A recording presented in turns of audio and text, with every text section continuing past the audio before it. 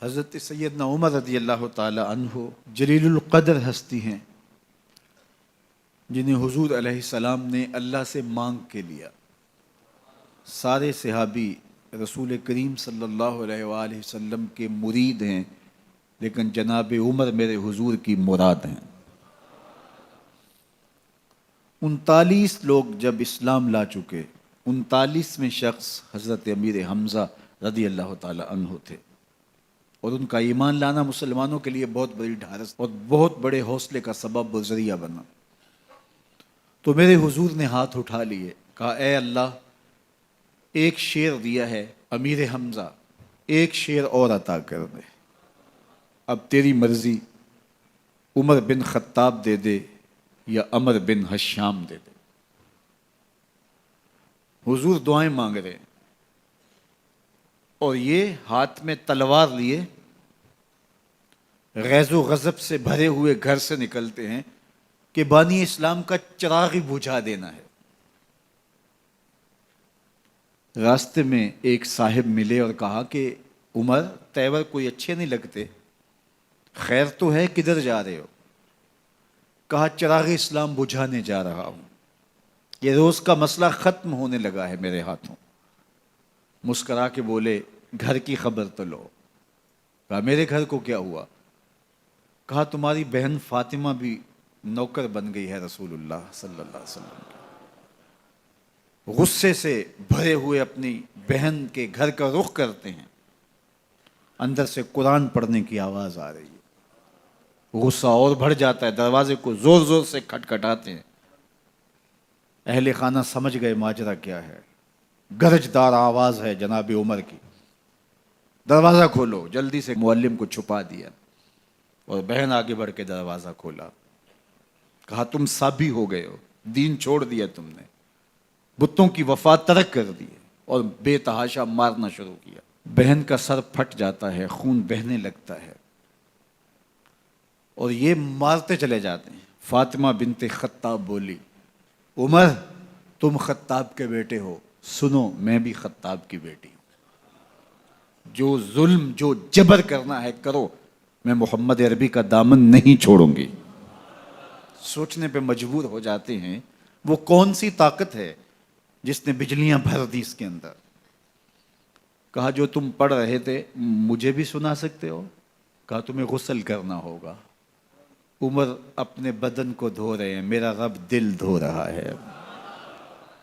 اتنے میں معلم بھی قرآن لے کر آ جاتے ہیں، اور قرآن کی تلاوت ہونے لگتی ہے۔ طٰہٰ ما انزلنا علیک القرآن لتشقیٰ، 14ویں رات کے محبوب چاند، ہم نے قرآن اس لیے نازل تو نہیں کیا تھا کہ تم مشقت میں پڑ جاؤ۔ بے تاب ہو گئے، کہا عمر کی عمر برباد ہو گئی، مجھے لے چلو حضور کی چوکھٹ پہ۔ تلوار حمائل کی ہے، بہنوئی ساتھ ہیں، اور حضور کی بارگاہ میں حاضر ہو رہے ہیں۔ دروازے کے سوراخوں سے دیکھا تو صحابہ تشویش کا اظہار کرنے لگے کہ عمر آ رہا ہے، تلوار حمائل کی ہے، ارادے اچھے نہیں لگتے۔ جناب امیر حمزہ نے کہا دروازہ کھول دو، اچھی نیت سے آیا تو استقبال کریں گے، نیت اچھی نہیں ہے تو اس کی تلوار سے اس کی گردن کاٹ دیں گے۔ حضور کے سامنے جا کے بیٹھ گئے، گلے میں کپڑا ڈالا تو حضور نے پکڑ کے کہا عمر، ابھی وقت نہیں آیا کہ تم اسلام لے آؤ؟ یہی وقت تھا عمر کے اسلام لانے کا، لبوں پہ کلمہ جاری ہو گیا۔ اللہ اکبر کی صدا اس زور سے گونجی کہ مکے کی گلیاں گونجنے لگیں۔ اسلام لانے کے بعد حضور سے پوچھتے ہیں حضور کیا ہم حق پر نہیں ہیں؟ فرمایا ہم حق پر ہیں۔ اللہ کا دین سچا نہیں ہے؟ کہا اللہ کا دین سچا ہے۔ آپ اللہ کے سچے نبی نہیں ہیں؟ فرمایا میں اللہ کا سچا نبی ہوں۔ تو کہا پھر ہم چھپ کے عبادت کیوں کریں؟ اب مسلمانوں کی 2 صفیں بنتی ہیں، ایک صف کی قیادت امیر حمزہ کرتے ہیں، دوسری صف کے آگے آگے عمر بن خطاب چلتے ہیں، اور حضور درمیان میں ہیں، اور یہ ملکوتی قافلہ صحن حرم میں آ کے اعلانیہ عبادت کرتا ہے۔ حضرت عبداللہ ابن مسعود رضی اللہ تعالیٰ عنہ فرماتے ہیں عمر کا اسلام لانا اسلام کے لیے عزت کا سبب بنا، اسلام کے وقار کی علامت بن گیا۔ ایک ایک کے دروازے پہ جا کے دروازہ کھٹکھٹا کے کہتے ہیں، وہ تو اور خبر سننے کے لیے بے چین تھے کہ یہ بانی اسلام کی زندگی کا چراغ بجھانے گیا تھا، کوئی خبر لایا ہوگا۔ وہ کہتے ہیں آؤ عمر کدھر آئے ہو؟ کہا تمہیں بتانے آیا ہوں، کمزوروں سے پنجہ آزمائی کرتے رہے ہو، آؤ میرے سے بات کرو، میں محمد عربی کا نوکر بن گیا ہوں۔ اللہ اکبر۔ میرے حضور نے فرمایا جب اچھے لوگوں کا ذکر کرو تو میرے عمر کا ذکر بھی کیا کرو۔ میرے عمر کی زبان پر حق بولتا ہے، سچ بولتا ہے۔ ان الشیطان یفر من ظل عمر، عمر کے سائے کو دیکھ کے شیطان بھاگتا ہے۔ اللہ اکبر۔ اسلام لائے تو زندگی کی ایک ایک سانس اسلام کے لیے وقف کر دی، حضور کا پہرا دیا، حضور کی ناموس کا پہرا دیا، حضور کی شریعت کا پہرا دیا۔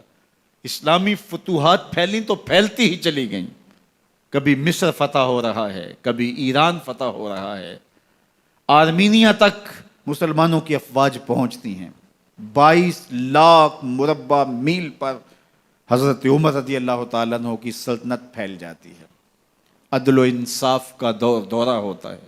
زمانے نے دیکھا کہ غیر مسلم بھی عدالت میں کھڑا ہے تو اسے خوف نہیں ہوتا تھا کہ میرے سے ناانصافی ہوگی، اس لیے کہ حکومت عمر کی چل رہی ہے۔ وہ بھی مطمئن ہوتا تھا کہ میرے ساتھ انصاف ہوگا۔